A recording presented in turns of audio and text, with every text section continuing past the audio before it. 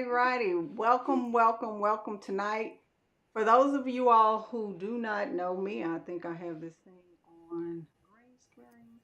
Let me take it off right quick because that is bugging me. My name is Michelle Williams. I am the president of the Houston Education Association. We are an affiliate of the Texas State Teachers Association and the National Education Association. And if you are on here live, drop a comment in the comment section because I can actually see your comments, whether you're on Facebook or on YouTube. I can see the comments, and if you have any questions, I'll make sure that they get answered during the live stream. So drop a comment, tell me where you are watching from, or just say thank you or hello. Tonight's guest, or this evening's guest, is Mr. Bill Betzen. Um, he was a teacher in Dallas ISD because I'm always thinking about Houston. In Dallas ISD when Mr. Miles was superintendent there. Actually, I retired just the year before he came.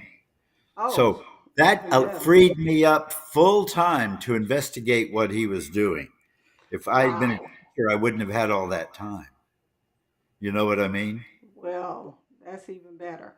All right, so I'm going to let him go ahead and introduce himself and tell you a little bit about what he has been doing, did while Mr. Miles was in Dallas. Also, you will probably hear some similarities between what's happening in Houston, almost probably exactly the same, but a little different. But I'm going ahead and let him get started. Well, first, thank you, Michelle, for inviting me. It is a joy to be able to share the somewhat sad news about the 3 years of damage that Dallas suffered under Mike Miles. Uh, Before Mike Miles ever came, I was somewhat of a nerd tracking student performance.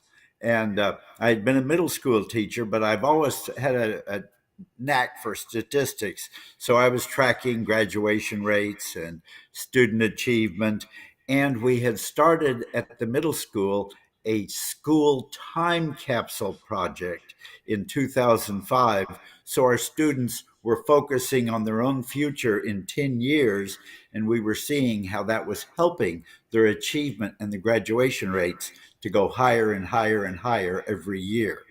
Well, then Miles came on the scene in the middle of 2012, and I began to notice things changing dramatically. I had, as part of the variables you track when you look at student achievement, you track teacher turnover. And Dallas, actually, before Mike Miles came, we had some of the lowest teacher turnover over the past decade that I could document. I mean, it had been as high as 14% early on, but then it got as low as 9% prior to Mike Miles coming to the district. And then Mike Miles showed up, and the teacher turnover went through the roof. The first year, it ended with a 22% teacher turnover, which was the highest turnover of teachers I could find anywhere in Dallas ISD history. So obviously, we had a problem. And now I hear in Houston, it's even many times worse than that. I mean, this is outrageous. Anyhow, so we saw the turnover that was happening in Dallas. We saw that the number of teachers in their first year teaching was tripling. In other words, we were having many times more brand new teachers coming in. How can you improve student achievement when you have a bunch of brand new, inexperienced teachers, and the percentage of them amongst the whole body was much higher? So we were really running into major difficulties, and Miles had been there. It was not until about February of 2013 that I actually began to think that he was doing so much damage he had to leave. And I really began overt efforts at that time to get rid of him and to document the damage he was doing. Uh, by April of 2014, there were there was a whole group of us. I mean, I did not do this by myself, and there were others who did much more documentation than I did, but I helped pull it together, and we filed a federal complaint with the Department of Justice against Mike Miles for supplanting federal funds in Dallas. Now, what does that mean? That means that Miles was disproportionately taking the money that should be going to poor and high poverty and ESL schools, and he was using it to replace the regular funding that should have been going in to those same high poverty schools.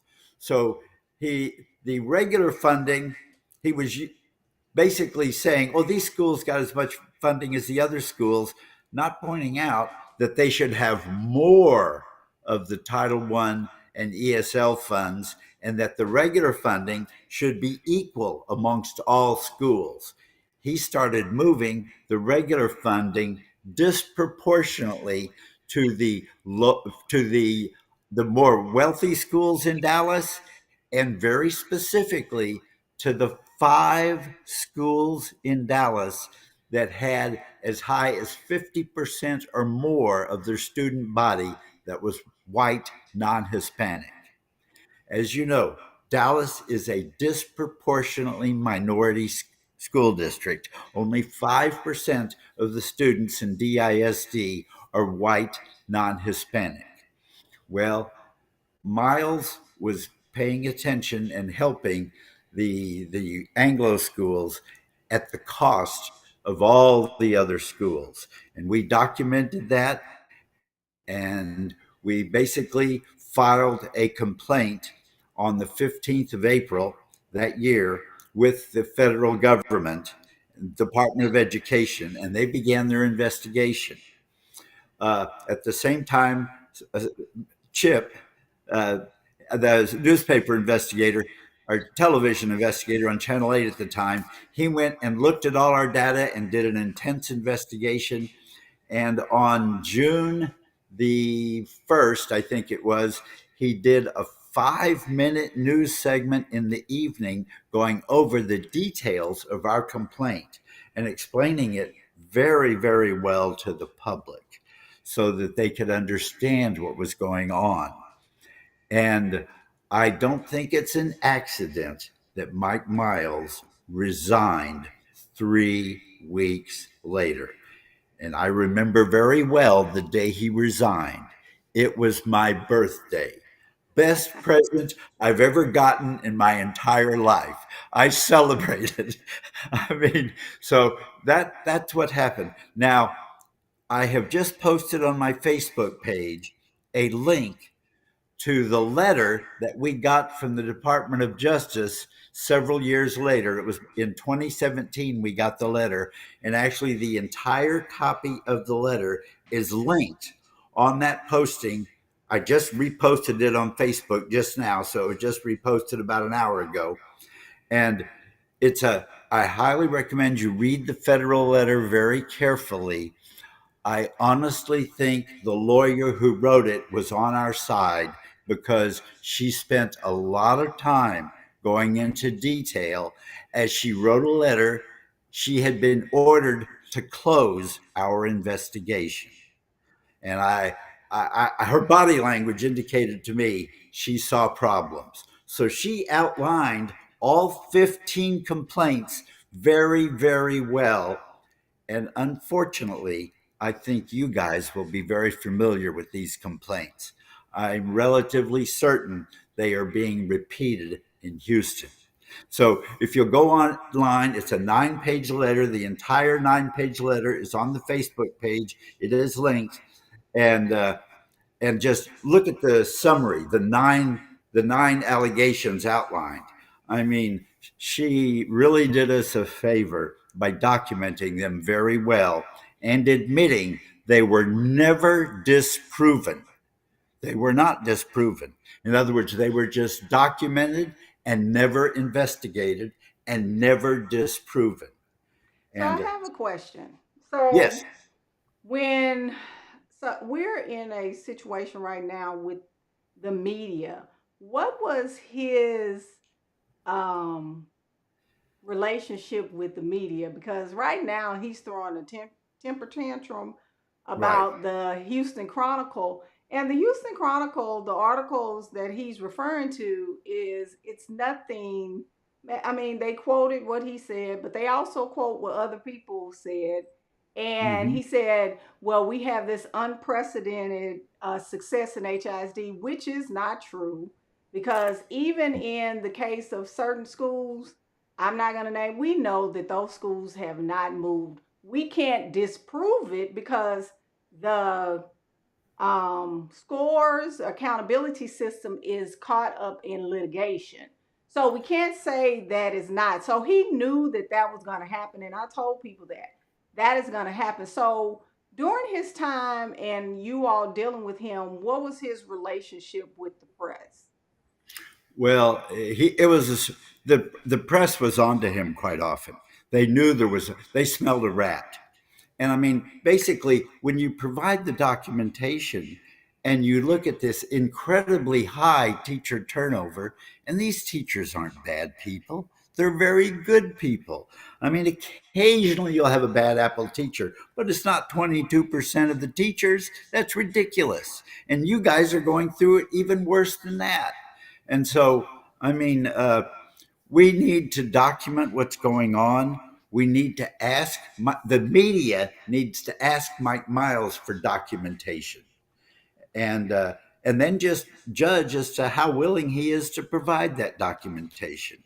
And very specifically, if you have schools that were low performing schools, and all of a sudden a large number of students who are low performing are being pushed out of those schools for whatever method that Mike Miles can dream up to push them out, then you've got a problem. He did that in Colorado. He tried to do it here in Dallas, but we had already seen the pattern in Colorado. So we were talking at board meetings about the need to watch for kids being pushed out of our schools. And so uh, I don't think he ever tried that as much as he did in Colorado because we were on to him here, and that method wasn't going to work. So, and of course, I don't know what he's doing in Houston. You probably have not had somebody at your board meeting talking about the need to be vigilant for students being pushed out of schools who were low performing. That's not the way to get a high performing school. Well, we do have some schools. Madison High School, particularly, is one of the schools that one of the community members has been watching. But Who? we haven't been. And it's funny because a lot of the high school parents are unwilling to participate in the board meetings. We have very few high school parents from those communities, like what's the other one? Not Wisdom. Um, Shoot, it escaped me. But Madison, there's Bel Air is affluent, but they're having some of their kids, but the teachers left over there. See, Um, I don't think what is the poverty level in Houston ISD? Do you know? he has changed the game. We are 60% Hispanic and about 39% African American. So what he has done is concocted this NES model.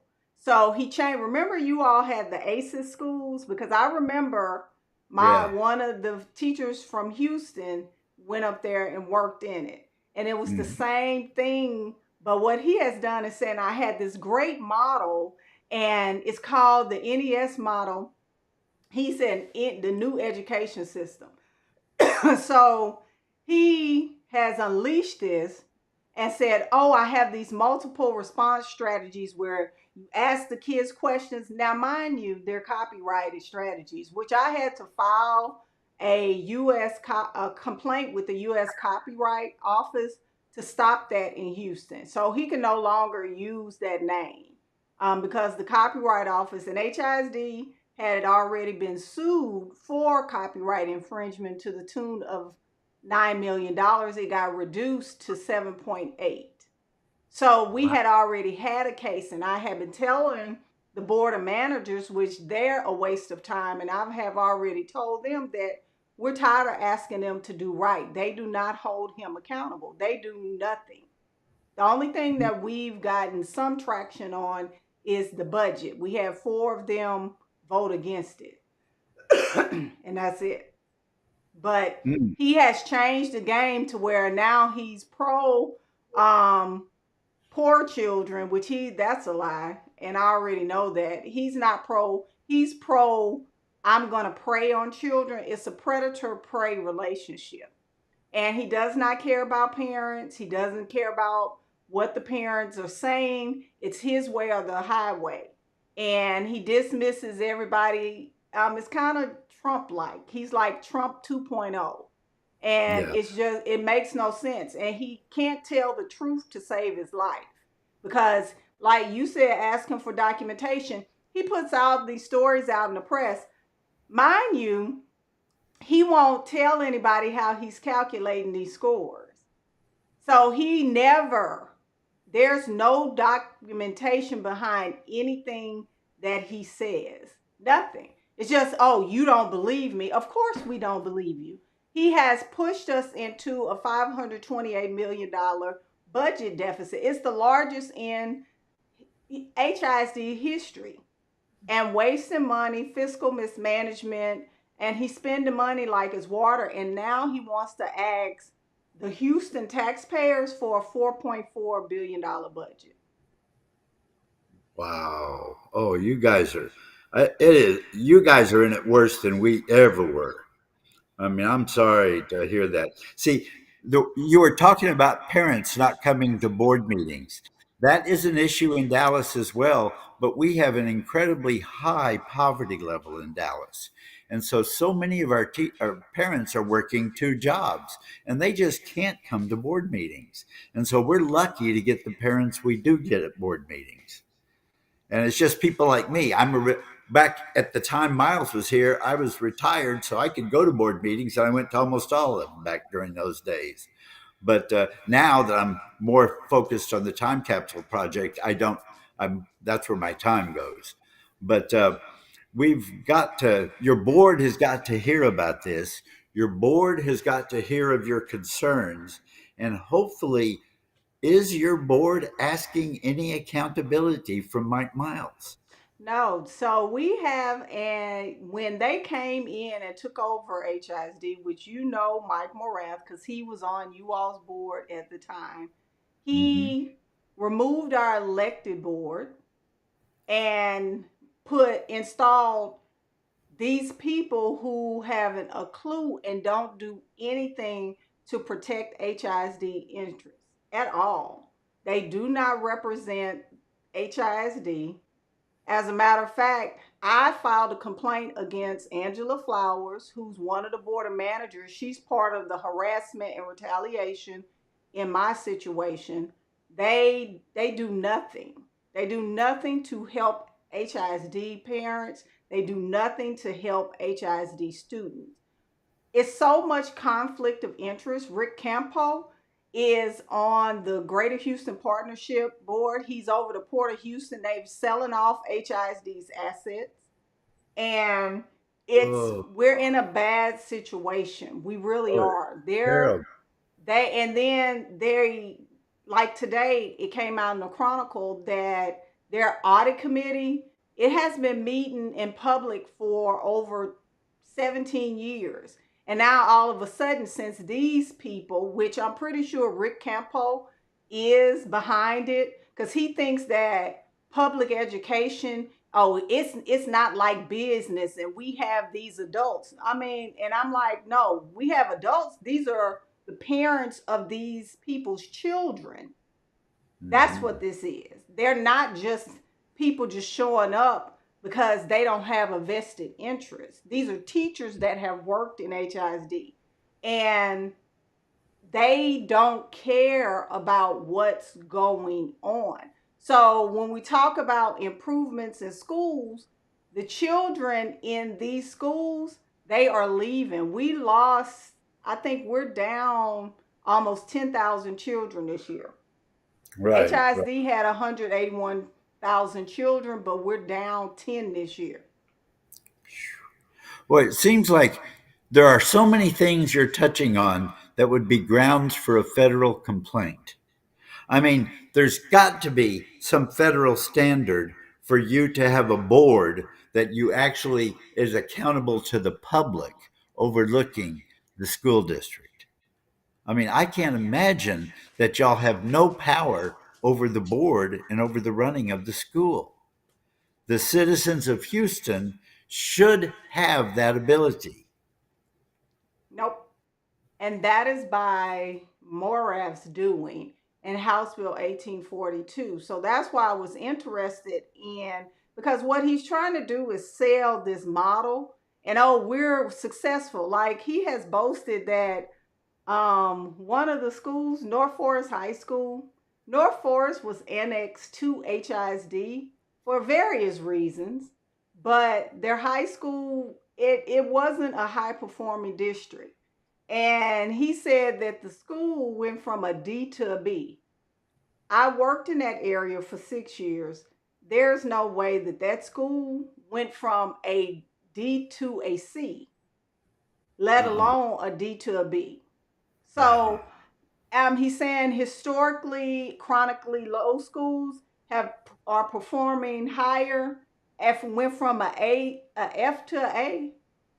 So, but I do know Madison is one of those schools, and that he's just pushing those kids out, expelling them for nothing. They started out having walkouts at the beginning of the year, and I know you all were having some of your students were pushing back as well while they were in Dallas. So, how did he deal with the children?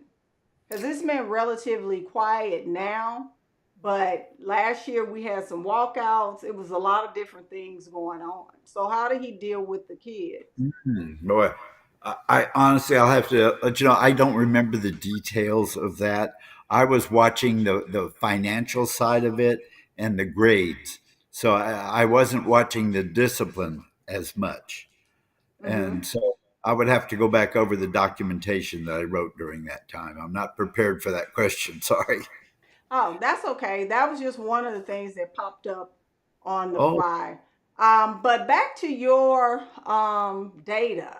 What other things did you find out during your time dealing with him that were off? We talked about the kids being out. Did the suspensions increase? There was some increase, absolutely, but we were watching it, and he knew the data we had from Colorado because in Colorado, they literally lost a third of their senior class in one of the worst performing schools. And then, bingo, he was bragging about that school being improved due to his genius. Well, when you kick out a third of the lowest performing students, what do you think is going to happen? And in the article that I have, it talks about the schools those kids went to that got pushed out of Colorado ISD, and those schools all of a sudden became low performing because they had all the Colorado Springs kids in them. And so that's the kind of stuff he did. And unfortunately, that was not paid attention to by the people who were hiring him in Dallas. And that's the disaster of the whole thing is people did not fully study his track record except for what he bragged about. They didn't go back and actually look at the hard data. And Fortunately, there were some reporters in Colorado Springs who were very angry at Mike Miles, and they did the investigation. And if you go to the links that I posted on my Facebook page just before this talk to now, you can go back and see those articles and that information because it all goes into it. And it really is a scandal that the DISD board was so negligent that they did not look over the actual data that preceded him before he came to Dallas, or he would never have been hired in Dallas. And of course, why Mike Miles hired him to go to Houston, to me, I'm sorry. I believe Mike Miles wants to destroy your school district, and he knows what Mike Miles is doing. Or Absolutely. Mike He Morath, actually. he he absolutely knows what's going on in Houston, and that was my reasoning for going to Austin to speak on behalf of Houston ISD. And I nobody's talking about what's happening in HISD in Austin. Nobody's talking about it. Harold Dutton, none of them are talking about it. The House Public Education Committee. What about your own representatives from Houston? They are, but it's not in session. They have, at first, when he came in, it's like, well, HISD, and I'm not going to lie, HISD hasn't had the best track record as, Oh, it's an urban school district. It has urban problems, and we've had some leadership issues, but it had nothing to do with teachers. It's right. leadership, and it has to do Yeah. with the board. We didn't It, hire anybody. and see, Dallas was fortunate. Prior to Mike Miles, we had Michael Hinojosa, who was who really, I think, is the best superintendent this district has had, probably in its history. He he brought up the graduation rate. It got as high as 90% under him. And I mean, Michael Hinojosa I mean, he did make some mistakes. I'll not defend everything he did. But the bottom line is he brought up student achievement, he brought up the student graduation rate, and our district did very, very well under him. Also, he trained a person, Dr. Stephanie Elizalde, who is our current superintendent. And I think it is possible she will do even better than Hinojosa. That remains to be seen. I have no data to base that on. I only base it on what I have seen her do. And she does her homework, she studies things. If she does not agree with you, I personally would slow down and really do my homework before I would try to argue with her because she knows the stuff she talks about. And that's who we have now. So Dallas has had some unusually good leaders, and they surround Mike Miles. That's why he looked so bad during those 3 years when he was here. The person before him was good. Our teacher turnover got down to 8% a year. Did you ever have 8% a year turnover in Houston? I Never. mean, uh, see, Michael Hinojosa, he grew up in Dallas.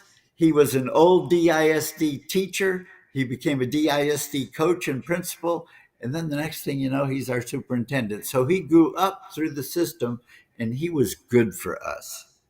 Well, And we haven't been as fortunate, yeah, and we've been very we fortunate. haven't. We've had a series of, yeah. We had one. Richard Carranza was great. He stomached HISD as long as he could for a good 15 months, and then we looked up Oh on my God. Facebook, and he was accepting a job with in New York. Oh So, my God. I'm but he sorry. was great, and I can't blame him because the politics. I mean, Houston is different. Houston is very, very political, Mhm. but it just the state in which we are in. The what we have is the unethicalness, and him saying that these scores are better, and the crazy thing is that people believe him. That's the foolishness. Like they actually believe that a school that is historically low performing moved in 1 year. Like, and we're talking about educated people. Well, but how many students were missing from that school all of a It's sudden? not true. That's what we're saying. Regardless of the kids that were missing, it's not true. It's not. It like it's not true.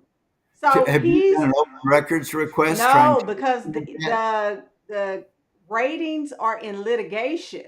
So he has put out Oh, some fictitious ratings. oh, good. Well, so you've got a lawsuit going. I'm glad to hear that We don't because, have a lawsuit, but this just happened. It's just the lawsuit is caught up with TEA. 100 school districts filed against him. Oh, and one person is saying, and the media reports his lies. And that's another thing. They take what he says and report it and then come to ask us about it. And I guess that's their job, but I'm like, you all know he's lying. wait, they report it as the truth? Yes. Now, man, nobody can get underneath that and go to the facts and bring them We back to the news. do. And we've had people write opinion pieces. We've had people but they're they are not he does not tell the truth. Like today, one of the Chronicle reporters, she tweeted out on Twitter because they Yeah. call it X. But she posted today on that platform that Miles was on LinkedIn whining. I was like, I told her, really don't be, caught up on that. I said, because he whined about the Dallas media too. Oh, yeah, yeah, yeah, yeah. Well, and that's okay to whine, but you gotta bring facts. Right. In other But words, he you got doesn't to have tell any them. facts. And that's why when we talk about kids, and the community leader that, oh, that's the school, Worthing. It popped in my head. Worthing and Madison are two of the chronically low performing schools. Sharpstown High School is an F. Wow. Right. Well, So see, when Mike Miles finally left, do you know he had the longest tenure as DISD superintendent of any superintendent in our history? I no. mean, that, now granted, he was on either side of Mike Miles. He was like 8 years before Mike Miles, and I think he was 5 or 6 years after Mike Miles. And together, it made the longest tenure of any superintendent in DISD history. So I have a question about Dade Middle School. Dade, yes. Please tell. So it had a couple because I ended up getting a subscription to Dallas Morning News, but it's not a lot about that. But I know that was his Achilles heel. Well, it was one of them. He allowed when he opened that school. He was not prepared to open the school. He was not prepared for those kids and the discipline problems they represent. They destroyed that school, brand new, the first year it was there. I mean, the vandalism around that school was terrible. And Mike Miles, he did not know how to handle the kids. You would think he was a big ranger and a big macho guy in the army. I'm sorry, he couldn't handle middle school kids. Yeah, because that was I think in that article, that's when he had the board member escorted off. That's right. And she was a good person. That was a good board member, and I'm behind her 100%. And Mike Miles, he knew he was in a bad way because he had a school that was blowing apart in her district. So, I mean, that was when she got pushed out, we were all on her side. I mean, she still comes to board meetings and she still helps every bit she can. She's a real advocate for DISD kids. Wow. Oh, I wonder. Yeah, she's one of those members you want. Yeah, because that was one of the schools that I did read that it had reached a boiling point. And think of Dade and Yeah. five of those in HISD. Oh my gosh, y'all got that many that are that bad. Yeah, Well, we have a Dade lot of used to be schools. bad. it has come around and it's doing better. They've had some good principals in there, and I've heard good things about Dade. Now, I'm not up to date on Dade. I do know they got a vault for a time capsule project just before the pandemic hit, like a whole bunch of schools in Dallas. And the pandemic killed our project until right now. We're restarting it in all the schools. Yeah. So, what was another school that was problematic while he was there? Well, one of the schools that became problematic while he was here was T.W. Brown. Uh, T.W. Brown is in my neighborhood. It's not too far from where I live. And it's a middle school, and it's a rough middle school. It's always been rough. But they became a failing school in 2013, which was the second year of Miles, and they remained a failing school his third year. And then the fourth year, which was 2015, a new principal was put in the school. And of course, by that time, Miles had left. But that new principal started a time capsule project at the school and had kids writing letter. And their SEI went up, but it wasn't enough. And then the next year, they did the same thing and it went up, but it was still a failing school. Well, in the fifth year, they were a failing school for the fifth time. And if you know what that means in Texas, it means that school is in danger of being shut down. Well, by that time, we had pioneered a bunch of improvements to the time capsule project to make it three times more powerful in 1 year.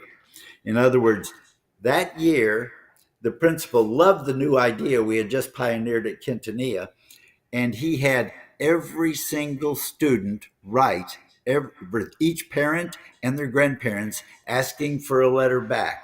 What are your dreams for me? And tell me a story from your life you want me to know. Because when kids get to know their roots, and when kids begin to focus on their own future and what they're going to do, they become different kids. And so he had every single kid in that school do that year, which we had already done at Quintanilla the year before, and it was a wonderful result. Well, with all the extra money and tutors he had from the state, on top of this, that year, that school got the highest grades in the entire district of any school. Their SEI, their school effect, which is a measurement we use inside Dallas, they got the highest SEI of any school in 8 years, and to this day, it's still the highest. And so that happened after Miles left. We can improve our schools without the funny stuff that Miles tries to do.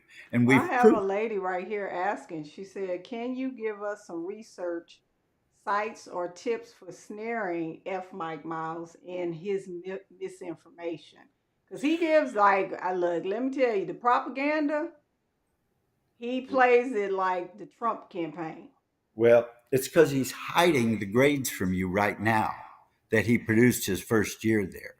If you could get your hands on those grades, and if you could also correlate the grades with kids he's pushed out of the schools, you might have the dynamite you need to blow him out of Houston. Okay, but Does that would that make take.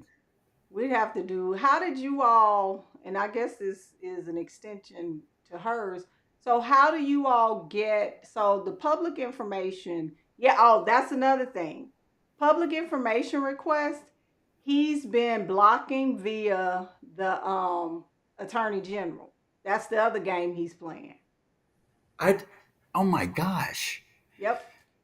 Then you guys are really pushing on some buttons that he's scared about, but you've got the information and you know where to look.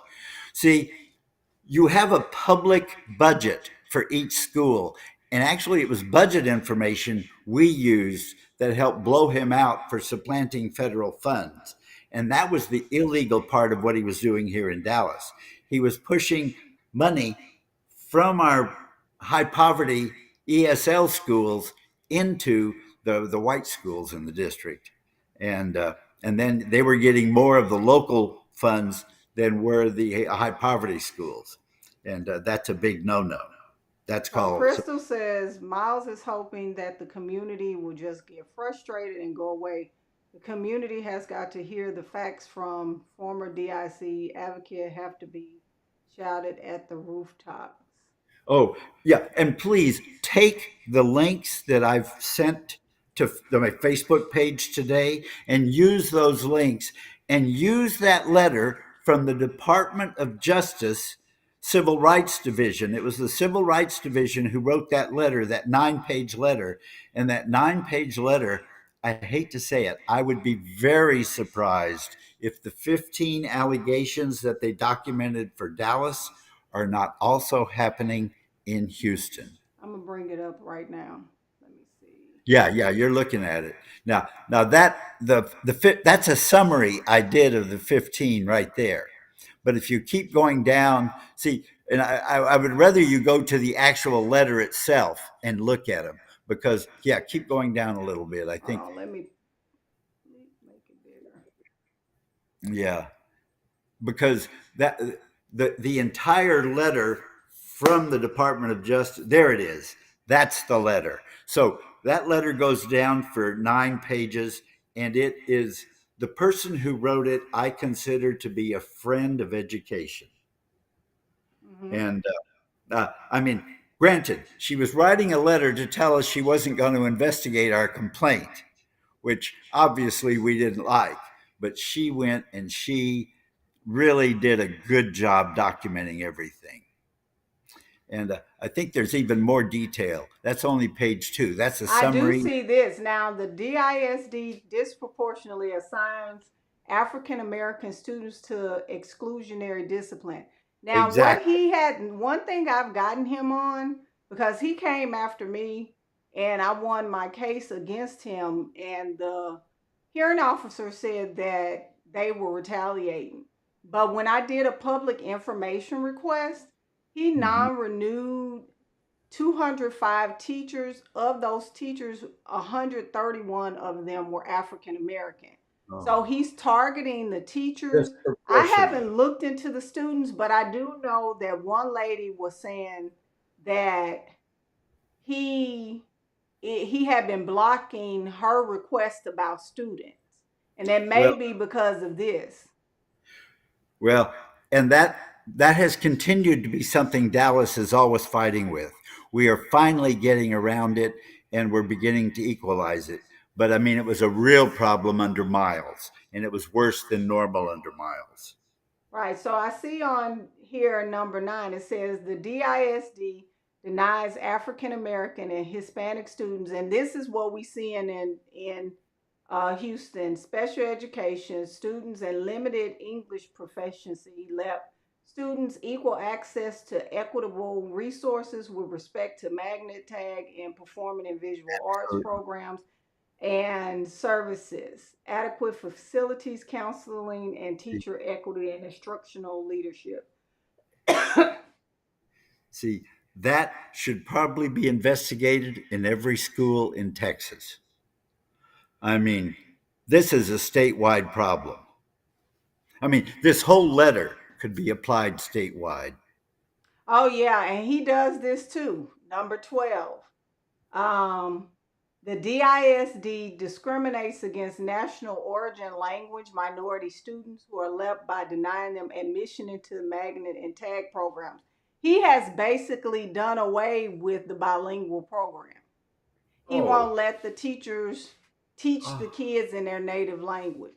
But it's hard to get parents to file complaints because a lot of them are undocumented. I know. Yes, we all face that issue, but it still needs to be done. And you might want to contact your local LULAC organization because here in Dallas, LULAC has been really helpful for us. Yeah. This one, the DISD discriminated against minority students when it flagrantly refused to provide accelerated instruction as required by the state of Texas for all students, failing an end of course exam in 2014-15. Now, I don't think accelerated instruction is even taking place. I know that's the crime. That is a crime, and that should be happening because it's supposed to be funded.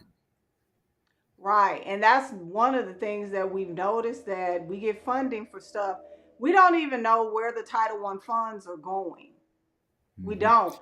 And Well, I haven't, which I need to put on my to do list, to see where the Title One funds are being spent, because Title One funds have a specific way that they have to be spent under federal guidelines. You're right. And I spent hundreds of hours studying the DISD online budget. They have all of this stuff is public, and y'all should have it too. It should be on the internet where y'all can look at all these patterns. But you need some people to really. I mean, it's a big investment of time, but it's a huge weapon once you get it. Okay, so the DISD disproportionately assigns African American male students to exclusionary discipline. Now, we do know that that's taking place at Madison Okay. High School and Yeah. Worthing. That's happening a lot. And they're not dealing like he has the principal's academy. He had that mess in Dallas, and they have it here. He got rid of, just like he got rid of a lot of the principals there, he's put these inexperienced people who don't know what they're doing in these schools, and they just don't have a clue about running a school in an urban school district. They Well, don't. when you've got the turnover you guys are suffering from now, that's going to be happening everywhere. Yeah. I mean, you guys are in a major crisis. Yeah, And we are, but this is a good some stuff I need to definitely look at. As far on the student part, I have been focusing on the teacher part, but I guess we need to start looking at due diligence on the student part, yes, and how it's affecting. And I'm sure because we're more Latino than we are mhm. African Americans, so Yeah, so are we. So are we. I'm pretty sure it's happening Latino and African American It males. it is. It's happening everywhere. We're 71% Hispanic and about 20%, 21% African American.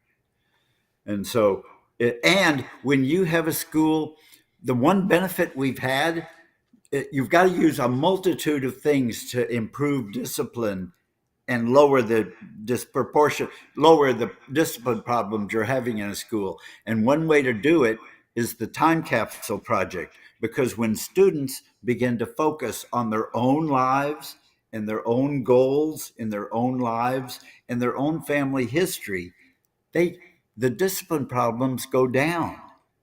Well, Every school. he won't even let the when people come to visit the schools, he won't let them in. He doesn't let anything into the school.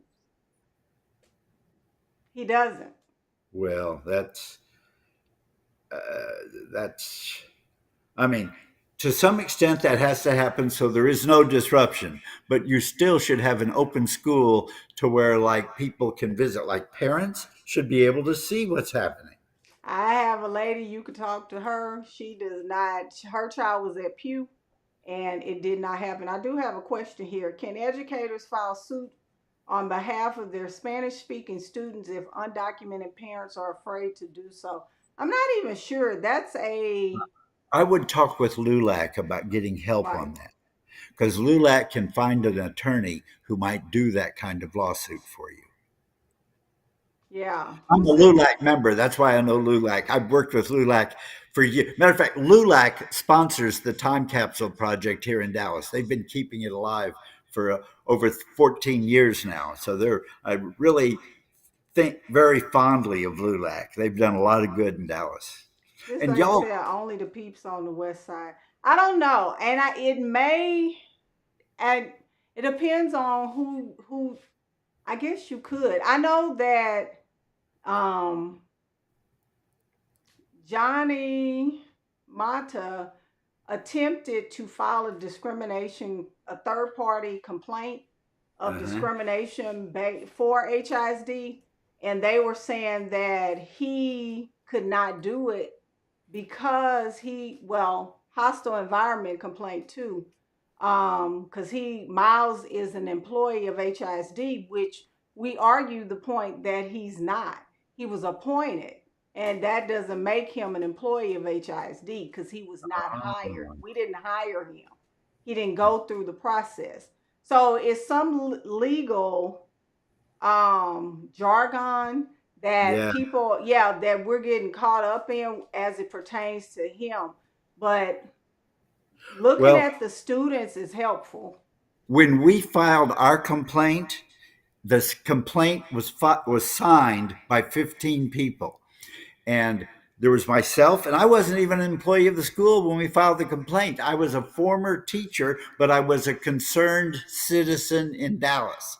And there were five of us who signed as concerned citizens of Dallas, and almost all the rest were parents of students in DISD. So it was parents and concerned residents of Dallas who filed that complaint, and it was accepted as a valid complaint.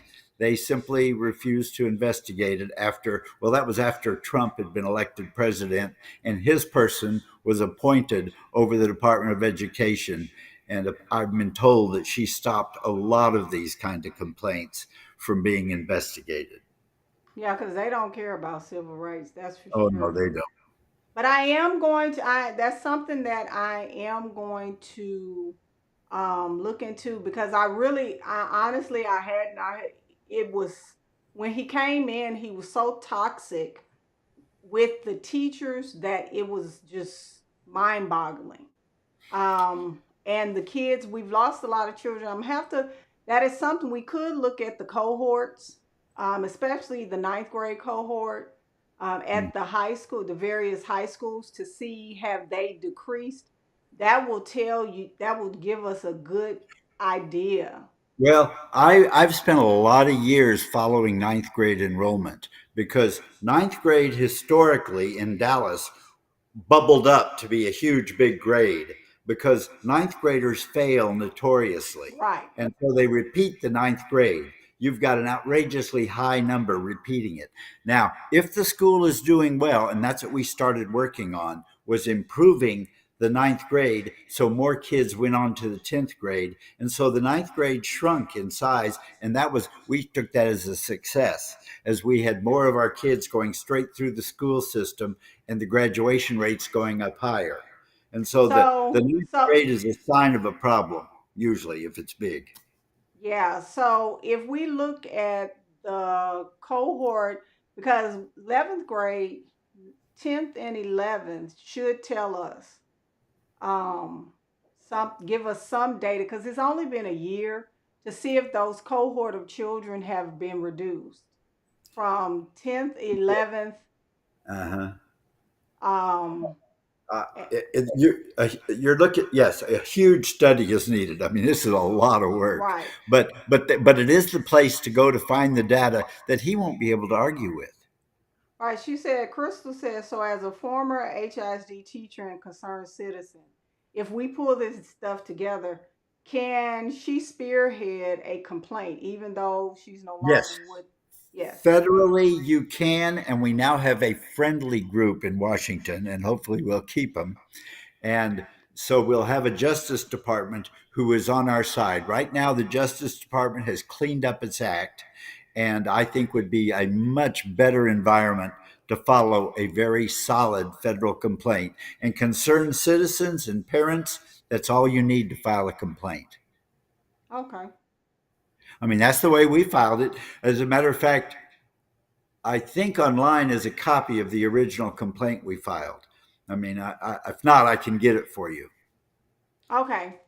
That would be helpful, because I think Mr. Mata was looking for that Oh, original complaint, because I actually found your complaint after digging, because for some reason it was hard to find anything on Miles until I started just researching it over and over again. right. It really Well, was and, difficult. and I've got a file folder back here with the original complaint we signed because we made so many copies of that. We knew it would be an important document. What I might do is I might take what I've got and scan it and then put it into Facebook so not only you could see it, but anybody else who's interested could see it. But I can't remember how many pages long it was. Seems like it was like 15 pages or something like that. But it had a lot of attachments. And over the years, we actually put hundreds of pages of additional documentation into the complaint, verifying what we were saying. And so, I mean, it was an incredibly well documented complaint.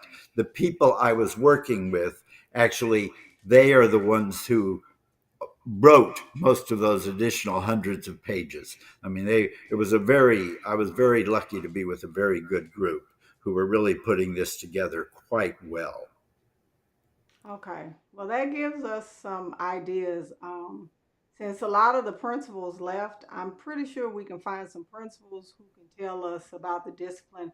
I do know Madison, we have some data on them um, from their community leader. Not sure about Worthing, but some of the other schools to see if we can get um, data. Because I know he's going to try to block um, our um, our Well, request. if he knows you're looking at this complaint, he'll know you're looking at the same things he did in Dallas, and Right. he will be scared. He ought to be scared because he can't get away with what he's doing. No, he can't, and he's embattled with the Houston State reps because he doesn't like what they're doing. They asked, like I said, Kim Paxson to investigate him and the money that he is sending from Texas to Colorado. And he's talking about, he's said, I didn't do it, but we're supposed to believe you. You know. Because if you didn't do it, why are you concerned about them investigating you? Yeah, and looking at the books. Right. Because there he doesn't have anything. And he knows that they're going to get him. And it politically, from my view, they're going to throw him under the bus. He's going to be the scapegoat, whether they knew about it or not. They're going to, because it's an election year. So, and then we have the midterms coming up, which are really significant. That would be good news to get rid of Miles, but you're leaving behind some other crooks. That's the Right. And problem. that's the thing. We and the voters, some people talk about how Houston needs to know. Houston needs to take care of Houston. The state of Texas needs to take care of Oh, not Bill, amen. Abbott, and the rest of them people in Austin. That is not our sole responsibility. Well, I think it's possible Texas may change this year. I don't think that's crazy to say. And so, well, it's always changing. It's been changing, and hopefully that change will continue. Right. And you know, But but it is 7 o'clock, and oh thank my you God! for Oh, you're enlightening very us. welcome. Thank you for asking me. I enjoy talking about this, and please don't hesitate to encourage anybody to ask me questions. Share my email with them. I'll try to provide any documentation they ask for that I haven't gotten out there already. Well, y'all have it from Mr. Betzen himself. If you want to, I dropped his Facebook page in the comment section. So if you want to reach out to him, you can. But I definitely will be looking at those numbers, pulling them Okay. in the best way I can, and sharing this information with some of the parent groups. Crystal said, I think your guess is right on target. I can see big changes for Texas. Well, and I think the only variable is how many months longer is Miles going to be there. He's going to We're be leaving. hoping that he's gone by November Oh, because we I'll hope vote for that the that. voters shoot this bond down and he can go on his merry way and stop seeing dollar signs in his eyes with Houston, and he can just Exactly. go on. I So wish you luck. I hope you get exactly what you're looking for or sooner. hopefully. So Yeah. thank you so much. Thank you guys for tuning in live. If you all have any questions for him, hop on over to his Facebook page Mhm. and say hello and get your Sounds good. questions answered. Perfect. Thank y'all tuning in. See you all later. Bye bye. Take care. Bye bye.